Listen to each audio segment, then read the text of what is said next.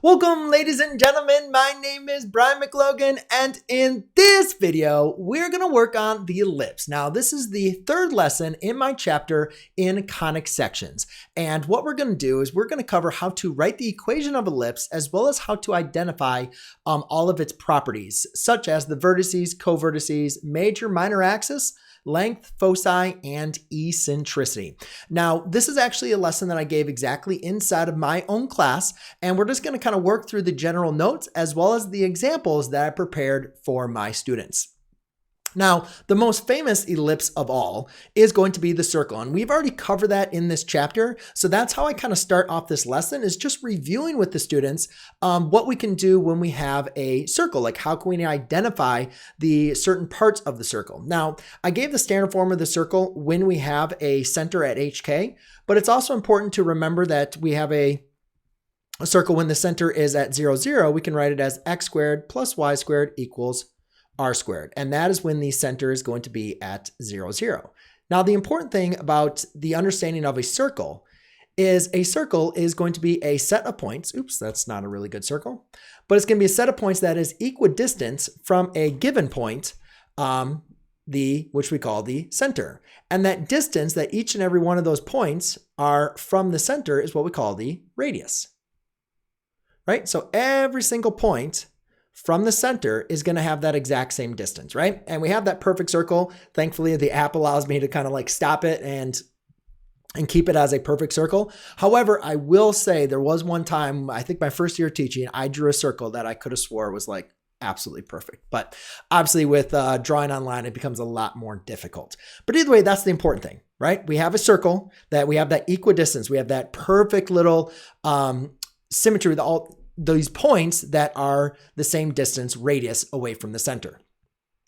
So what we're going to work on now is just go ahead and discussing how to identify the center and the radius. And again, this is something we've already done. So hopefully it should be a good review for the students to kind of just, get used to and remember this standard form. Now, to remember the standard form of a circle. And remember, the standard form of a circle does not have any coefficients for the x squared, nor for the y squared. So what we need to make sure that we do is, if we have a coefficient, we need to divide that out. Now, in this first example, we don't need to worry about that. So therefore, we can say that the h is going to be 0 and the k is going to be 3. So that is going to be our center. And we can say that the radius is going to be equal to 4, right? I'm sorry, we have a radius of 4.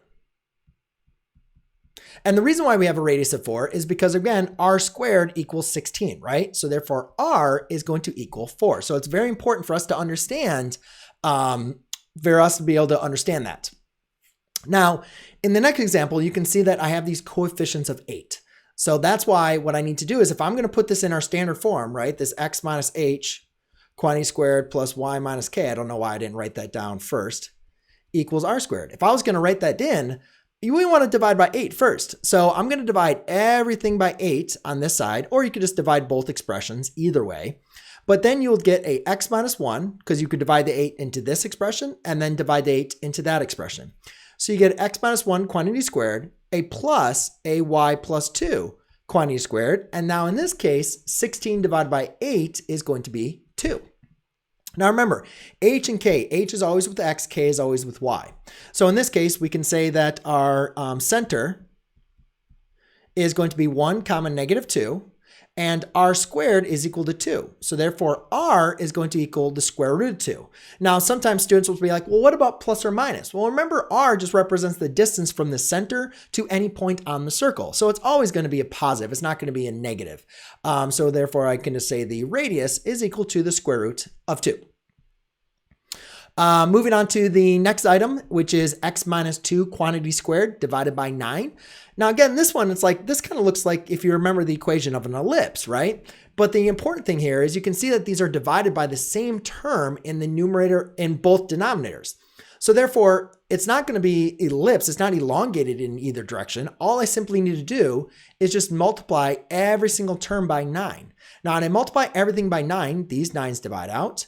The 9 times this expression will divide out the 9s, and then I'll have 9 at the end. So when I multiply everything by 9, I get an x minus 1 squared plus a y minus 1 quantity squared is going to be equal to 9. Now you can see that my center is going to be 1, 1. Okay, and my r squared is going to equal 3. Sorry, r squared is equal to 9. And then therefore I can just say the radius then is going to be equal to r, so r is going to equal 3. In the next example, you can see that it looks like a circle, but it's in general form, right? And again, the reason why I know that was a circle is from our classifying days.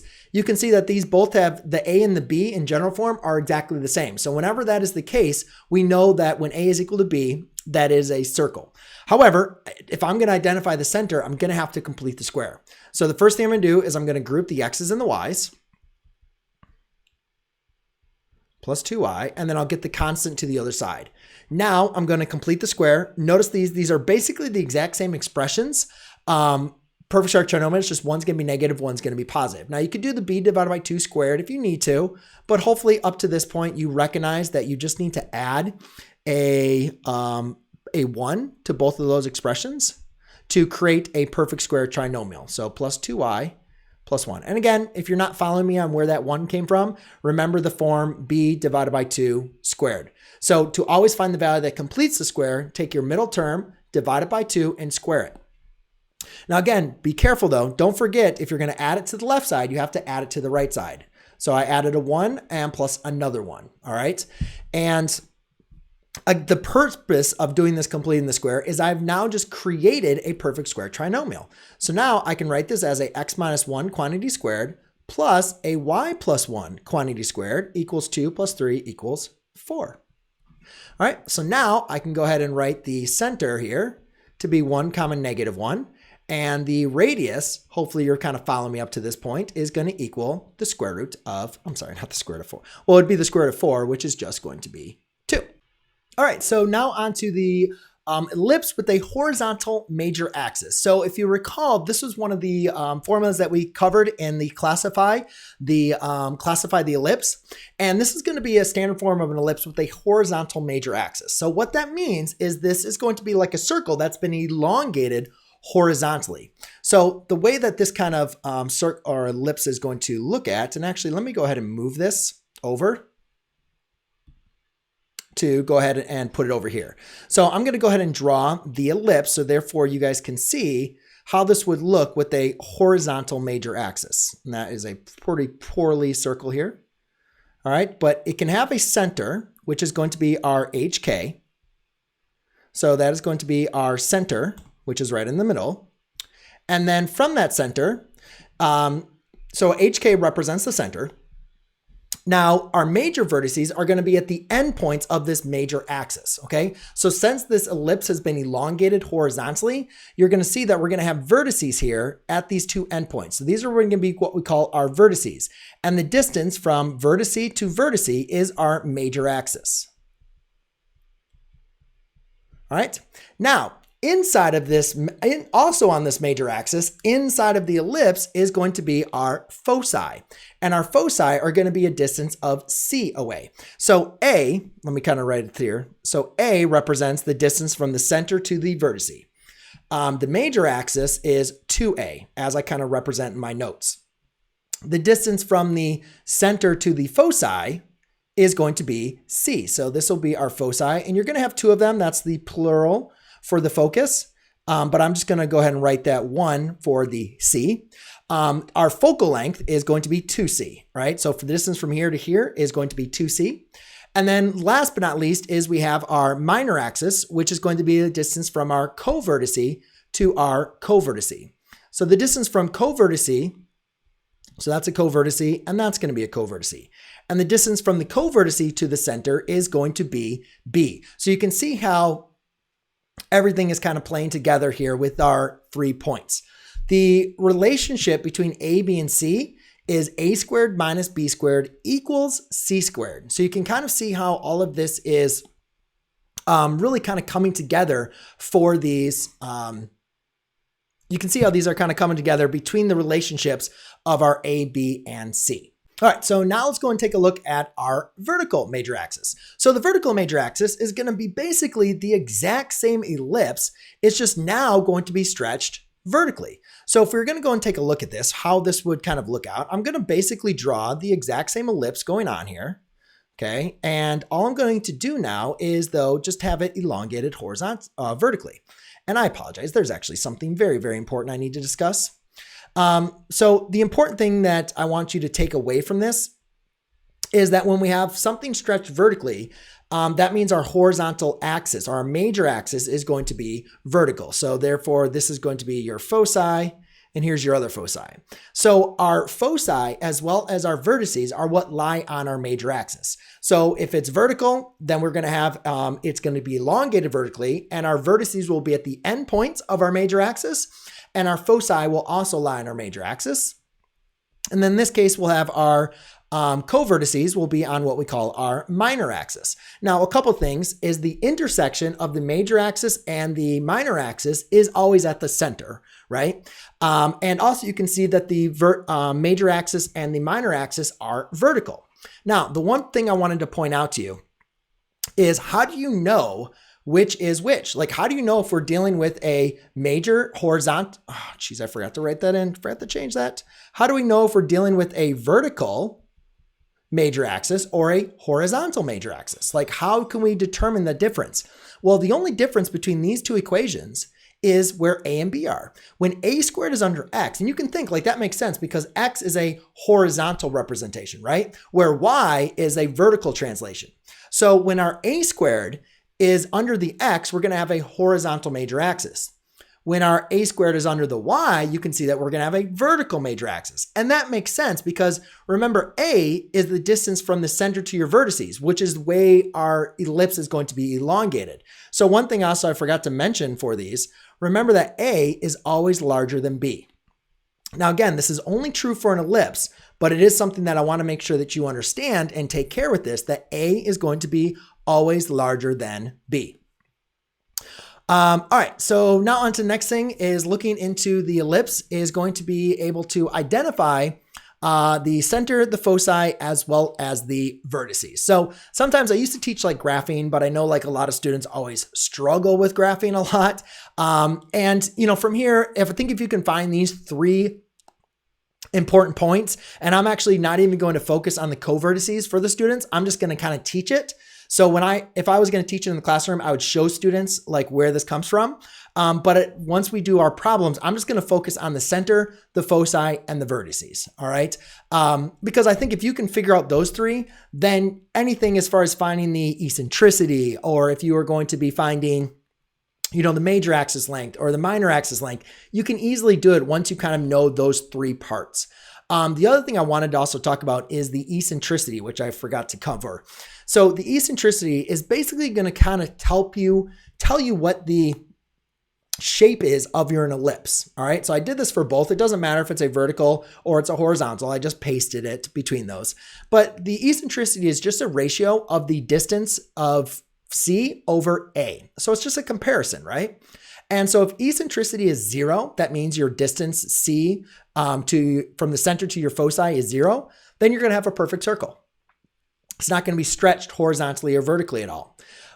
If you have a eccentricity that's between 0 and 1, then you're going to have an ellipse. And if you have an eccentricity where the distance C is larger than A, then you can go ahead and determine it's a hyperbola. So that's also another way you can determine like classifying if you are given those certain pieces of information. All right, but mainly what we want to do is when we're given a problem, both of these are not in standard form. The first thing we want to do is write them in standard form. Now in this problem, there's really not much we need to do except dividing by 16 on both sides. So I go ahead and divide by 16.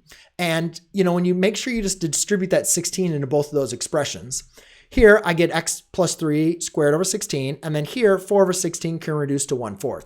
But remember, the main goal is to get this into our standard form. And the standard form for both of these is equal to 1. So now that it's equal to 1, I can identify my center as well as my A and B. But the problem is this a vertical or is this a horizontal? So this is a horizontal. And the reason you can see I kind of wrote an H there, the reason why I know it's a horizontal is because the larger denominator is under x. Remember, A is always larger than B for an ellipse. So since 16 is larger than 4, and 16 is going to represent my a squared, and 4 is going to represent my b squared. So again, since the larger term is under the x, I can just put a little h. Therefore, I know that a lot of times what I do is I plot the center here, and I just draw a horizontal major axis. Because I'm telling you, when you're taking a test or a quiz, you will quickly forget where the major axis is, and you'll add numbers to the wrong variables, or the wrong terms. So it's just very important just to kind of have something you can always reference. All right, so if a squared equals 16, that means a is going to be 4. B squared is equal to 4, so therefore b will equal to 2. Remember the ratio between a, b, and c. It's not the Pythagorean theorem. It's related though. It's similar, but a squared minus b squared equals c squared. So if I need to find c squared, which I do to find the foci, I'm going to do c squared equals a squared minus b squared. I'll plug in a 16 minus 4. Therefore, c squared equals 12. We've already practiced simplifying radicals. So therefore, you guys can see that is going to be a 2 radical 3. All right, so now let's identify what are the points, right? How do we figure out what the rest of the foci and the vertices are? So first thing we do is plot the center, which is -3, 2, right? So that one's hopefully easy, and you can see I plotted it right here. Then from there, what we're going to do is we know that since we have a horizontal major axis, I need to go to the left and right, right? Make sure that there's 2 foci to the left and to the right of the center is the foci, which is C. So I found C to be 2 square root of 3, and I should actually write a plus or minus. Okay, so all I'm going to do is I'm going to take the x coordinate of my vertex and add and subtract my C. That's going to represent that horizontal ratio there. The next thing I'm going to want to do is for the vertices. Now, again, the vertices are going left and right as well. So remember, the vertices and the foci all lie on the major axis. So I'm going to take the vertices, which is at -3 plus or minus 4. And I'm sorry, at -3. And now I'm going to take A. Well, A in this case, if you look on there, is going to be 4. So I'm just going to add and subtract 4. Now, technically on a test or in a quiz, I'd expect you to, actually go through that work. And you can see what I did is I wrote that so you know where the points come from. But then you can see below I actually wrote the actual values there. For the covertices, we need to remember, if we have a horizontal major axis, the covertices are going to be going up or down. So therefore, and they're going to be going up and down a distance of b, right? Because the distance from the center to your covertices is b. So that means I'm going to add and subtract them to my y coordinate. So in this case, b is 2. So therefore, I'm going to add and subtract 2 to my y coordinate of my center. And therefore, that's how I get those values. Now, in the next example that I did in my class is this one's in general form. And you can see that we both have A and B. They're both positive, so we know that it's going to be an ellipse. But you have to complete the square. So make sure we've practiced a lot of completing the square, so I'm not going to be going through a lot of that. Just make sure, a couple key points, make sure that you factor out your coefficient of your x squared if you need to. And then make sure that you also, when you add a 4, that you have that 4 multiplied back in on the right-hand side, right? Remember, whatever you do on the left side, you have to do on the right side. But either way, we've done this quite a bit. You should be able to get to this standard form, right? You have to get it into equal to 1. Now, you can identify the center to be a -2, 3, right? But now we recognize the 56 is larger than 14. That means 56 is going to represent a squared, and our 14 is going to represent b squared. All right. So I can find c squared again. Remember, c squared equals a squared minus b squared. So that's c squared equals 40. Take the square root of both sides. That's going to be 2 radical 10. I can take the square root of a squared to give me 2 radical 14.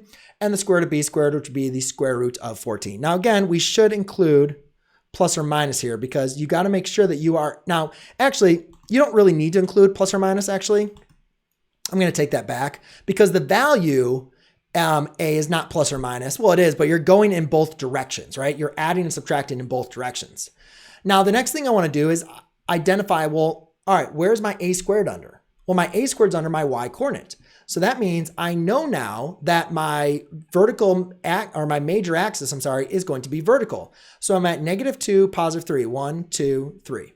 Okay, so there's going to be my center. And I know I'm going to have a vertical major axis.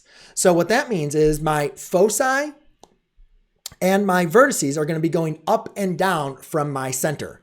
So that means I'm going to be adding my value C to find my foci to the y coordinate of my center, and I'm going to be adding A to my y coordinate of my center to find my vertices.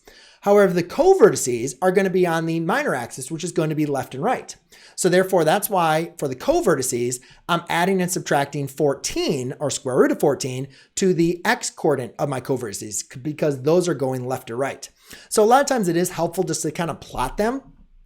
But obviously you can see that like plotting square roots, that's why we don't really want to get very technical with this, but you should have like a general idea of what directions you're going as well as where the center is going to be located.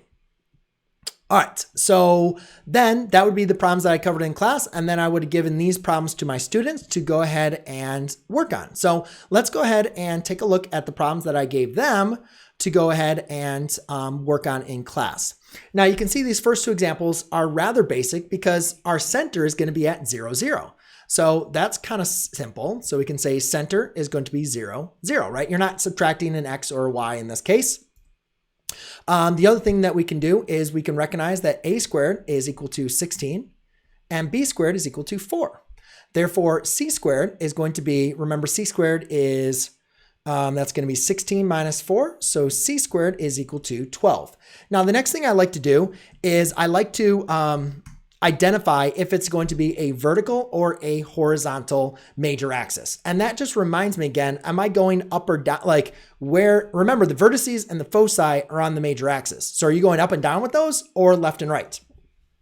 Since I see my a squareds under the x, I'm going to say this is a horizontal major axis. So therefore, I'm going to take my center and I'm basically just going to be adding and subtracting my a. Now I found a squared, b squared, and c squared. But you want to make sure that you don't use your a squared, b squared, or c squared. So if a squared is 16, that means a is equal to 4. If b squared is 4, that means b is equal to 2. And c squared is going to be take the square root. That would be 2 radical 3. All right. Now, I only showed you the co-vertices because I wanted students to be able to see how things were relating to each other. But to keep this kind of simple for my class, I'm just going to have you find the center. So we found the center, and then we're just going to find the vertices. And the vertices are basically going to be left and right. So it's going to be 0 plus or minus 4, 0. Well, that's kind of easy, right? That's really just going to be plus or minus 4, 0. You could write them out separately, 4, 0, negative 4, 0. But that is perfectly fine in my class. And then for the foci, it's going to be the same thing, but it's going to be with 0. So it'd be 0 plus or minus c, which in this case is just going to be plus or minus 2 radical 3, 0. In the next example here, we can see here, again, we have a center, which is going to be at 0, 0. All right, you can see that again, I have an a squared, which is 7. So therefore, a equals the square root of 7. And you can see a b squared, which is 6. So therefore, b is equal to the square root of 6. And c squared then is going to be 7 minus 6, which is 1. So therefore, c is equal to 1. So hopefully you can kind of start getting to the point where you can do a little bit of the math in your head. Now, I actually didn't need to, well, actually it was nice to figure out b, but you actually didn't need to figure out b in this case because I wasn't asking for the co-vertices.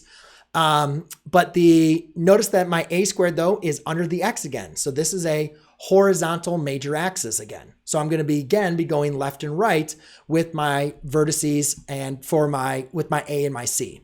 So my vertices are going to be, let's see, that's going to be plus or minus square root of 7, 0. And my foci are going to be plus or minus 1, 0. All right.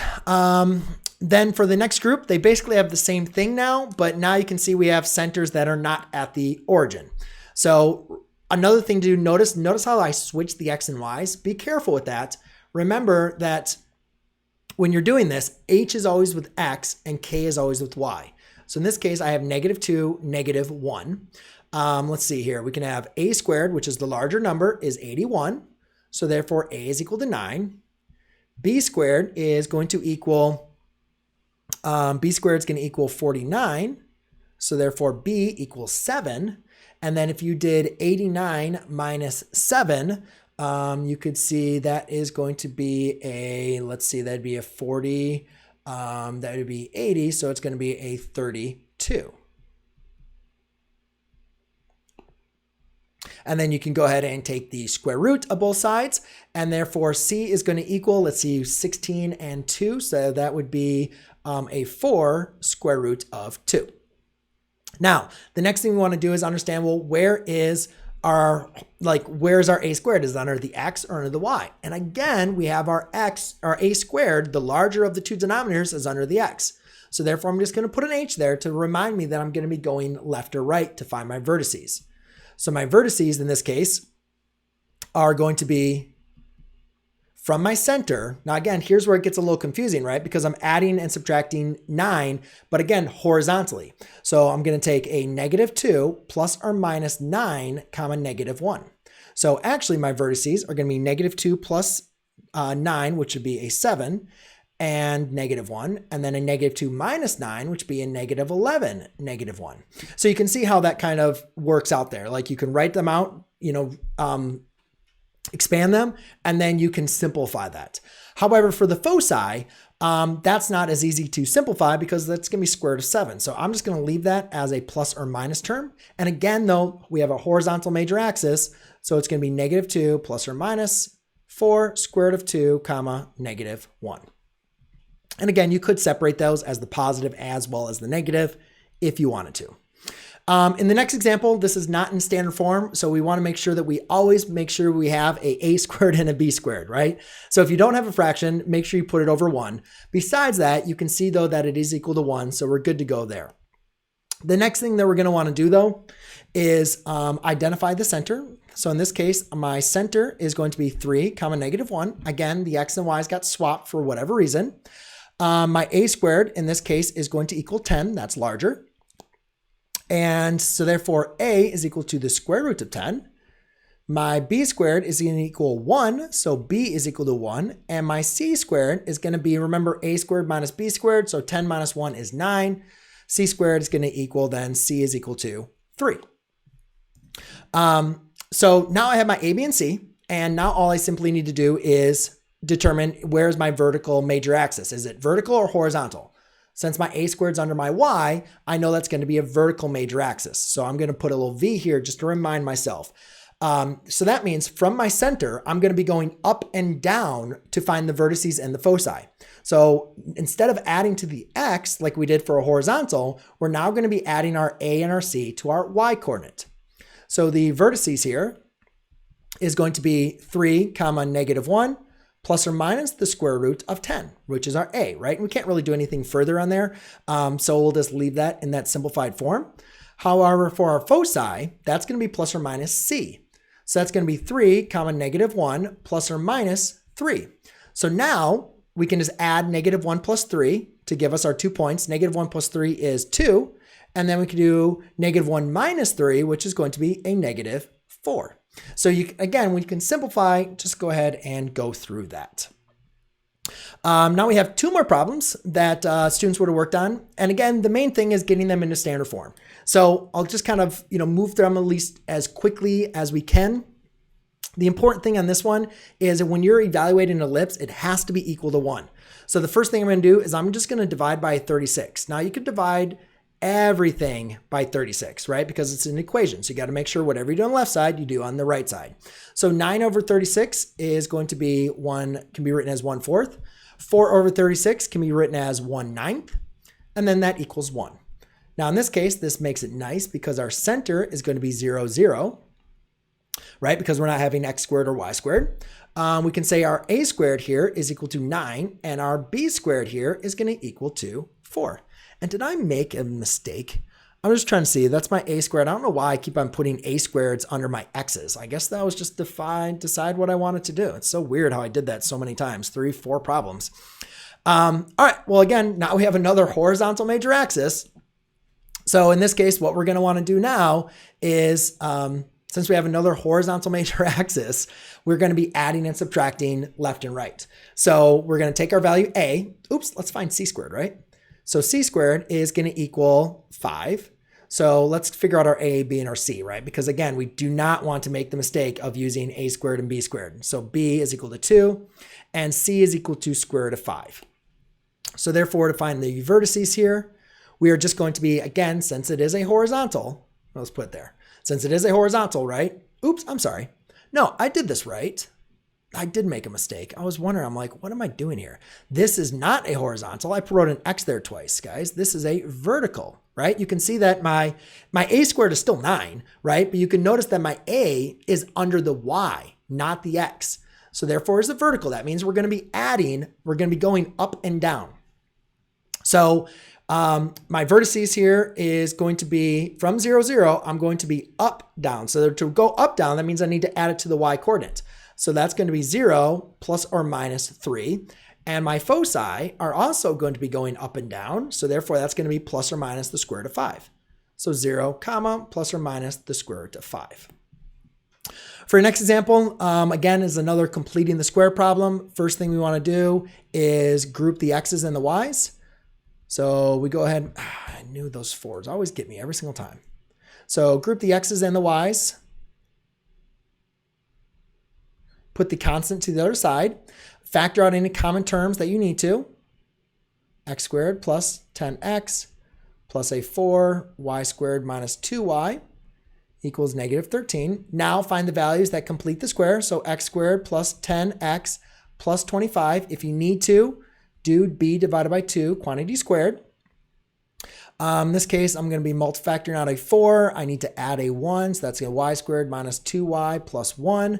Okay, now whatever I added to the left side, I got to make sure I add to the right side. So that's a negative 13 plus 25, and then plus a 1 times 4, right? Because I added a 1 on the left side, but that 1 on the left side is being multiplied by 4, so I have to multiply this one by 4.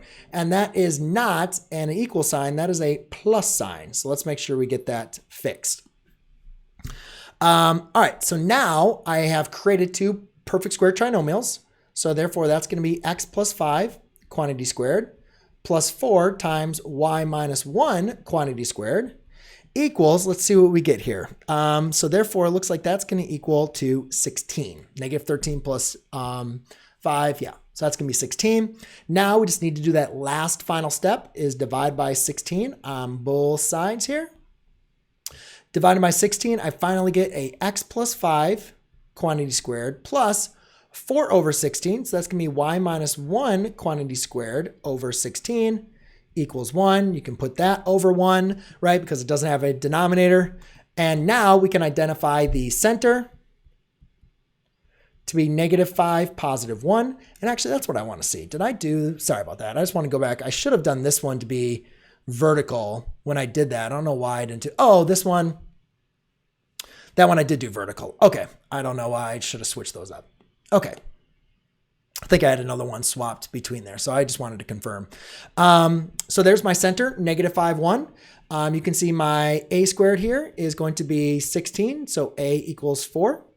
My b squared is going to equal 1, right? So therefore b equals 1. And my c squared in this case is going to be 15, so c equals the square root of 15.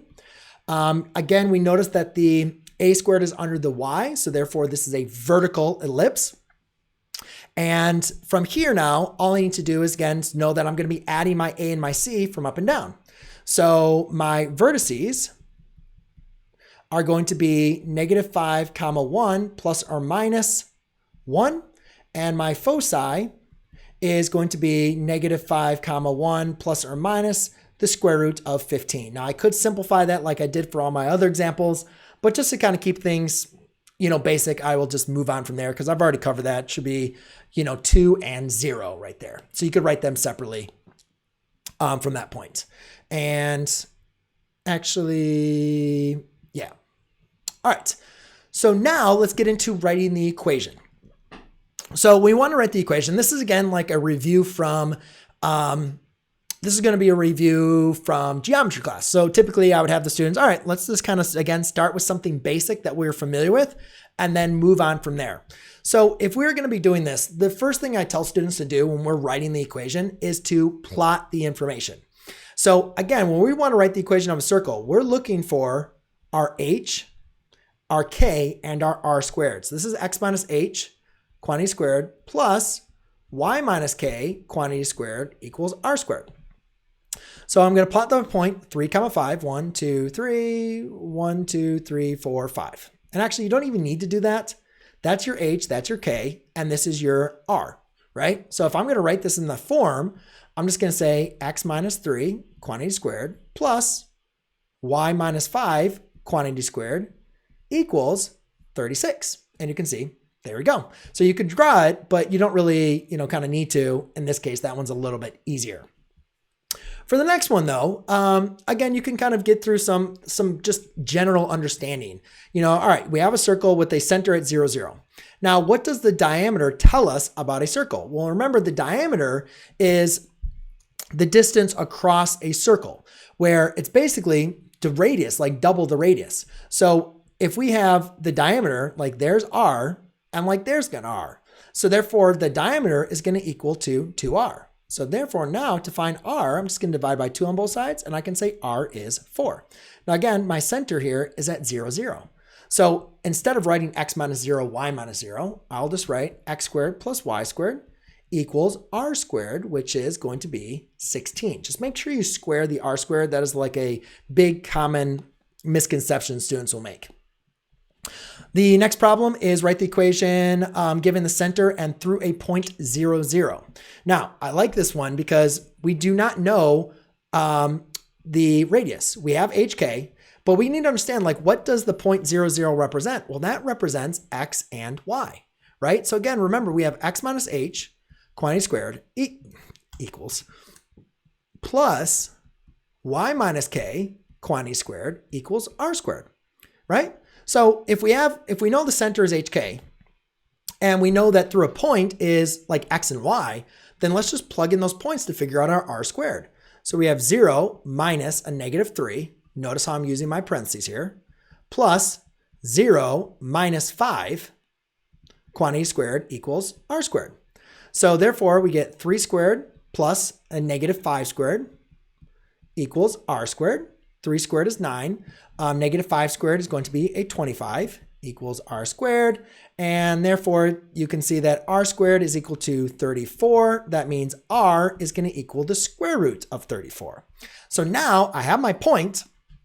I can write the equation of the circle, the circle. So it'd be x plus 3, right? You don't really need to write the minus the negative. You can just write it as x plus 3 quantity squared plus, let's see, y minus 5 quantity squared equals, now again though, this is r squared, right? R is the square root of 34. I'm not really sure actually why I solve for r, because you don't need to when you're writing the equation. You just need r squared, which is going to equal to 34.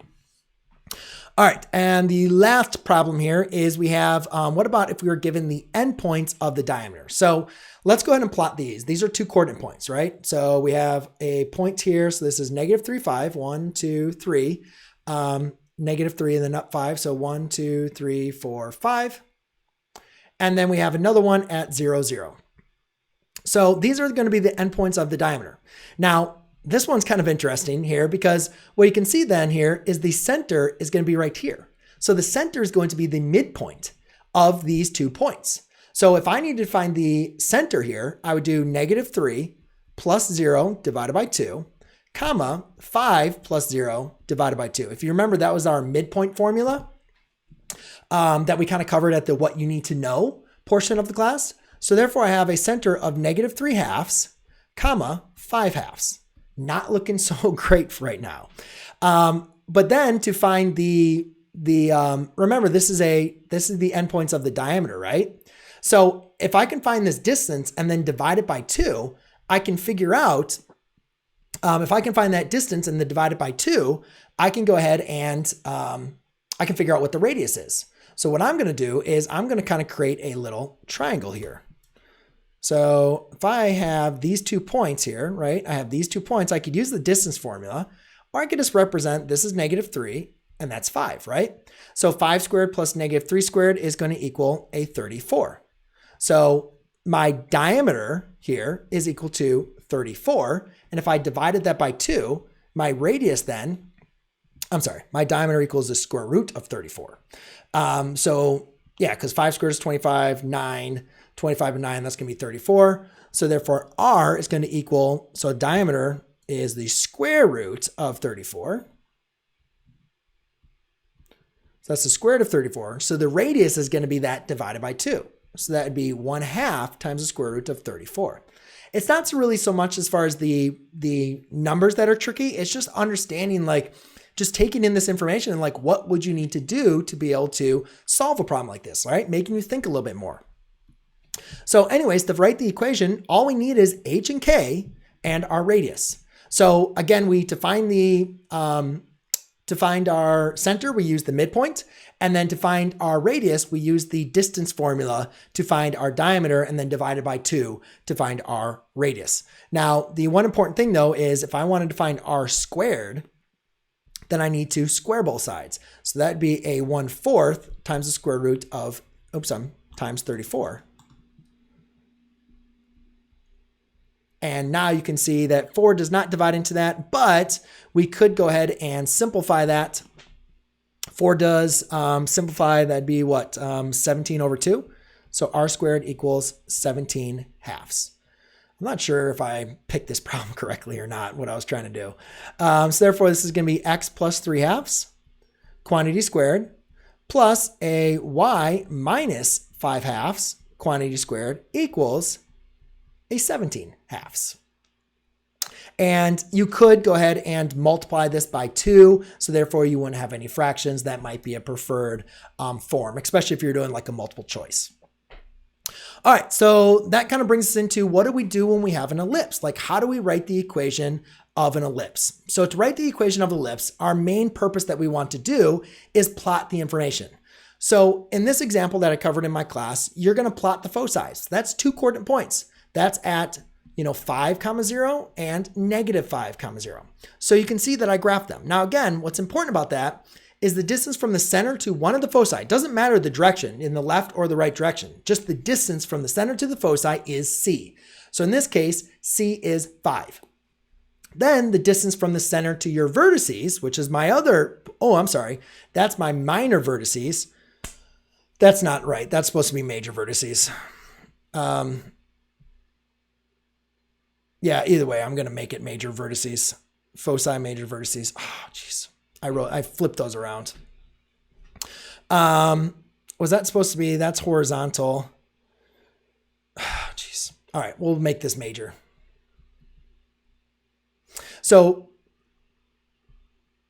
actually, let's let me see. Sorry about that. I just want to see. So I have foci and major vertices. So yeah, this needs to be minor. So I flipped these around, guys. I apologize for that. Remember, the reason why I know that there's a mistake here is because remember that the foci and the minor vertices are not on the same axis. So this needs to be written as 0, plus or minus 8. So the minor vertices should be written like that. That means this is going to equal, so all of this work is all wrong. So that's cool. Don't worry about that. But again, let's see that this is going to be your b. So b is going to equal b squared. B is equal to 8. That means b squared is equal to 64. Remember, c squared is still equal to a squared minus b squared. But now in this case, we have a squared. Jeez, what am I doing? I gotta slow down. All right, so we have a squared is equal to c squared minus b squared. All right, so a squared in this case, we have c squared, which is 25. That's very cool. A squared, no. Oh my God.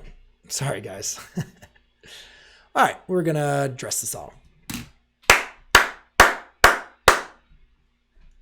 All right, so now going into c squared is equal to a squared minus b squared. All right, so our c squared is obviously equal to 25. We do not know our a squared. And then we have our b squared, which is equal to a 64. So I'm going to add a 64 to the other side here.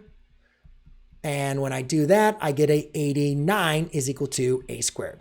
All right, so now that I know the equation, now that I have my a squared, I need to make sure that I change this here. So therefore, my c squared is, or my b squared.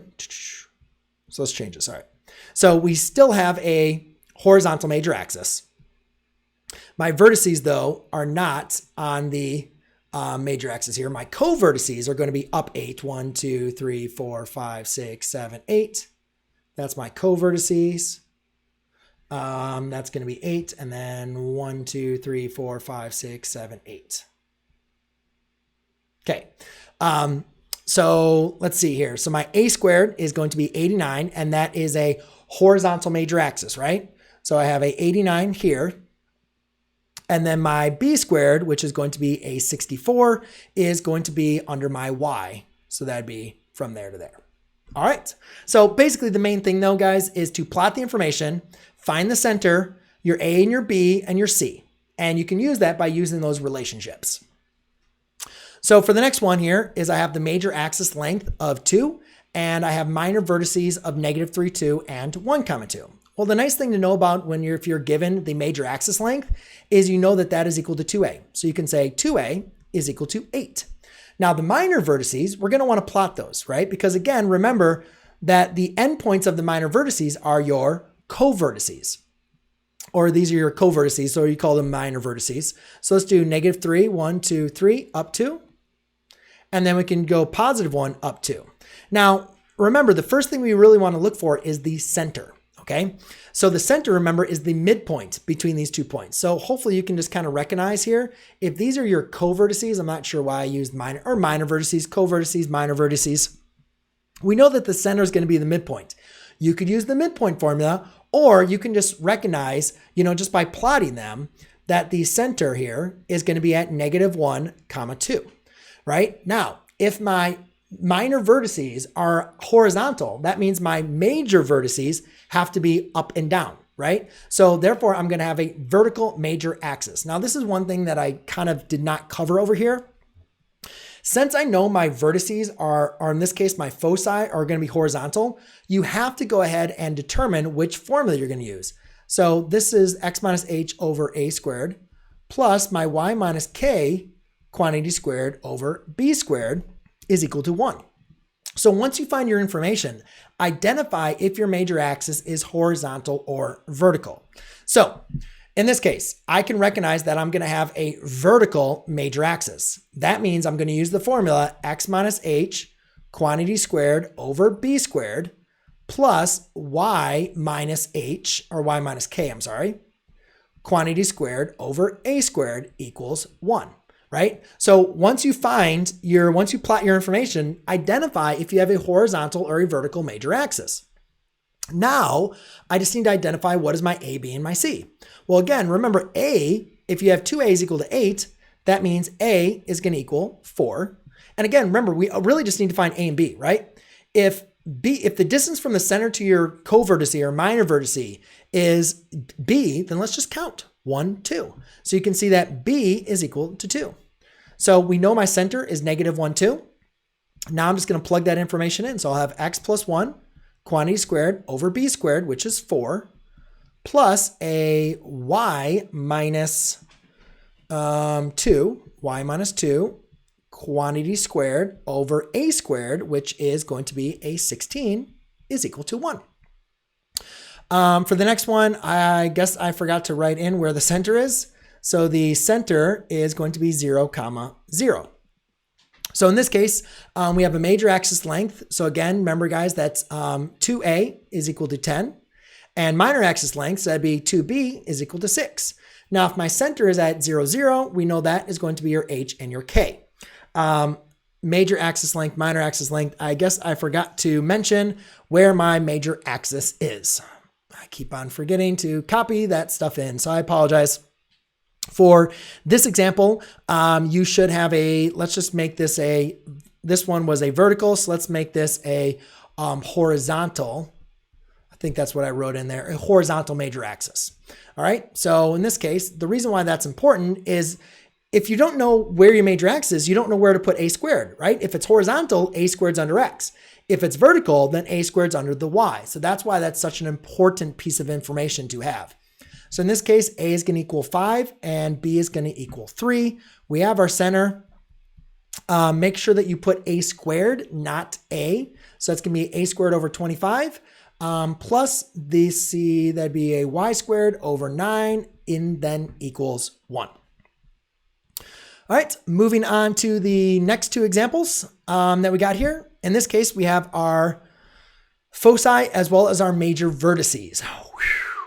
So again, remember the foci and the major vertices are at your endpoints of, the major vertices are at your endpoints of your major axis.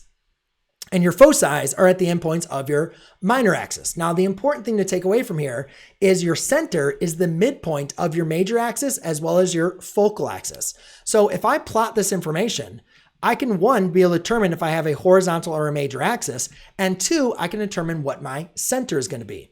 So let's just go and do the foci. So this would be 1, -2, and then 5, -2. So 1, 2, 3, 4, 5, -2. All right, so from this point, I can already tell that I have a horizontal major axis, right? Because you can see if these are my two foci, the foci lie on the major axis. So it has to go left and right. I can determine my center here is going to be the midpoint of the two foci. I do not need to plot both of these major vertices here to determine, where the center is. The center is the midpoint of my two foci. It's also the midpoint of your two vertices. So, but the important thing here is from here, I'm going to write the equation. So I'm going to use the a squared is going to be under the x. So it'll be x minus h quantity squared all over a squared plus a y minus k quantity squared all over b squared is equal to 1. All right, now my center here is, let's write that out there. So my center is going to be 1, 2, 3, 2. So that'd be a 3, 2. That's good. We can say C is going to be, how far is it from my foci to my center? 1, 2. What about my A? Well, now we need to go ahead and plot our vertices. So my vertice here is going to be 7, -2, and -1, -2. So hopefully you can see that the distance from the center to your vertice is 1, 2, 3, 4. So we can see that A is going to equal 4.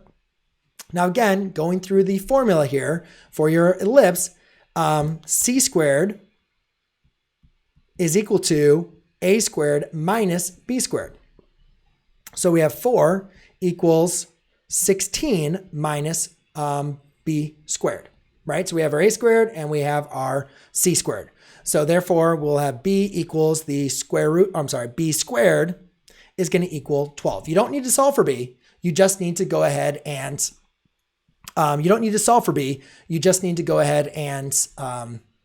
get it set up from there. And then in this case, we can write this as x plus 3 quantity squared all over again, this is a horizontal major axis, all over 16 plus a y minus 2 quantity squared all over my b squared, which is 12, equals to 1. On to the next example where we have the minor vertices are 0, plus or minus 4, as well as 0 plus or minus 3 for the major vertices. So again, what we're going to do here is plot these points. Now, one thing you should hopefully recognize is that we have minor and major vertices.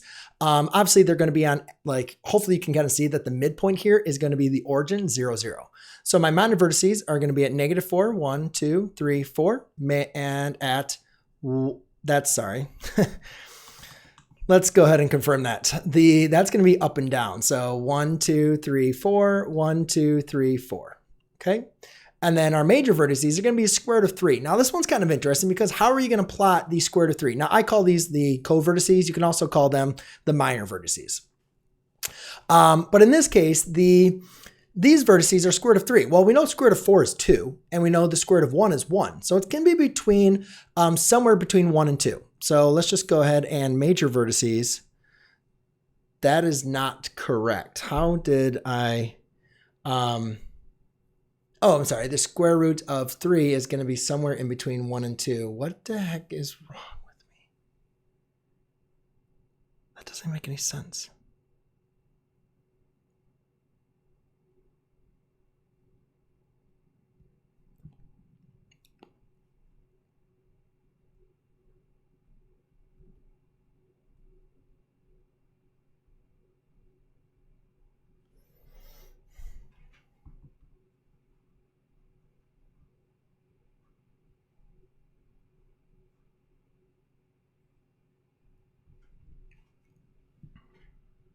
Okay, so on the next example, we need to go ahead and plot the major as well as the minor vertices. So the major vertices here are at 0, plus or minus 4. So I'm going to go ahead and plot those. Notice that 0 plus or minus 4, that's going to be going up and down. So that'd be 0, 4, 1, 2, 3, 4, as well as 0, negative 4, 1, 2, 3, 4. Now those are going to be our major vertices, or we'll just call those the vertices. Our minor vertices, you can see are going to be, actually, those should be swapped. That's going to be plus or minus the square root of 3, 0. So those are going to be going left or right. Now, how far is the square root of 3 left or right? Well, the square root of 4 is 2, right? And the square root of 1 is 1. So that's going to be some decimal between 1 and 2. Now, again, you don't really need to know exactly where that is, like, or how, what exactly the decimal is. Because again, remember, when we're trying to write the equation, the only thing that we are concerned about is what is a squared and what is b squared. Now, hopefully you also recognize again that remember the major vertices and the minor vertices are the endpoints of your major axis and your minor axis. The major axis and your minor axis intersect at the center. And hopefully you guys can see that the intersection here is going to be the center 0, 0. So we have a center 0, 0. Hopefully you can see we have a major axis that's going to be vertical, because you can see my two vertices are vertically aligned. And from there, you can basically just count from the center to your vertice to find A. Well, that's going to be 4. And from the center to your covertice or minor vertices is going to be the square root of 3. So now again, we know that since we have a vertical major axis, I'm going to use this equation. So x minus h quantity squared over b squared plus y minus k quantity squared over a squared equals 1. All right. Now, again, understanding from this point, we can now figure out what is our a squared and our b squared. So a squared is going to be 16 and b squared is going to equal 3. Now, again, h and k is just 0 and 0, right? So I'll do x squared over 3 plus y squared over 16 equals 1. And there you go, ladies and gentlemen. You can see how we did for that one. All right, the next two equations is, so I did a center, a vertex, and a point. That one's kind of interesting. And then eccentricity. So a lot of like the definitions that we talk about doesn't really come up until we kind of do this writing of the equation. So remember, the eccentricity is going to be like that ratio of the focal length, or the distance from the center to the focus, from the distance from the center to the vertices. But really, you just, for this problem, you really just need to know eccentricity is c over a. So therefore, c is equal to 2, and a is going to equal 3. Well, again, if we know the equation of the ellipse, or c squared then, I did not confirm. So let's go and look at this. So c squared equals a squared minus b squared. All right. So therefore, we have 4 equals 9 minus b squared. And let's see, you'd subtract 9, so we get a negative 5 equals a negative b squared. And therefore, b squared is going to equal to 5. All right, so you divide by negative 1, you get b squared is equal to 5. Now again, all we really need to do is know what a squared is and what b squared is, right, to write the equation. So a squared is going to equal 9, b squared is equal to 5. Now, to further go on that point, we have our center h and k. The only problem with this is, I guess I left off the problem or the information as far as determining, is this going to be a vertical or a horizontal parabola? So I should have mentioned that this has a horizontal major axis. And let me just go ahead and make sure. Let's see here. Because this one is going to be horizontal, vertical. Let's see, that one's vertical, that one's horizontal. So yeah, this one was supposed to be a horizontal major axis. So if this has a horizontal major axis, looks like I forgot that to write that in there. Then therefore, you know that the equation you're going to use is x minus h quantity squared all over a squared plus y minus k quantity squared over b squared equals 1, right? Now again, my h and k are weird. They're fractions, but that's okay. So we have x minus 1/4 times quantity squared all over a squared. So a squared is 9. Yes, and then plus a y minus 1/3 quantity squared all over b squared, which is 5 equals 1. So there you go, ladies and gentlemen. That is the equation, how to use when with eccentricity. Now for my last example, F, what I'm going to do here is here we don't have any plural. We're just giving us one, right? But this is not a problem, right? We're writing the equation of an ellipse. So obviously if we're only going to be talking about one vertice, we're going to use the word vertex. So we have the center 0, 0. So let's go ahead and plot our information here. So we have the point 0, 0. We have a vertex of 0, 5, 3, 4, 5. And we know that goes through a point 2, 3. So 1, 2 over 3. Okay, so here's a point, which again is our xy. We know that that's our vertice and that's our center. So hopefully you already recognize that my equation is going to have a vertical major axis. That means my a squared needs to be under the y term. So I'll have a x minus h quantity squared over b squared plus a y minus k quantity squared over a squared equals 1. All right. So let's go and figure out, we know the distance from the center to your vertex is going to be a. So we can say a is equal to 5. Now the only problem is I don't know what b is. So the only thing though, the nice thing is I do have this point xy. So I can replace x and y with these coordinate points. I can replace h and k with 0 and 0, and then I know what a is. And all I need to do is then go ahead and solve for b.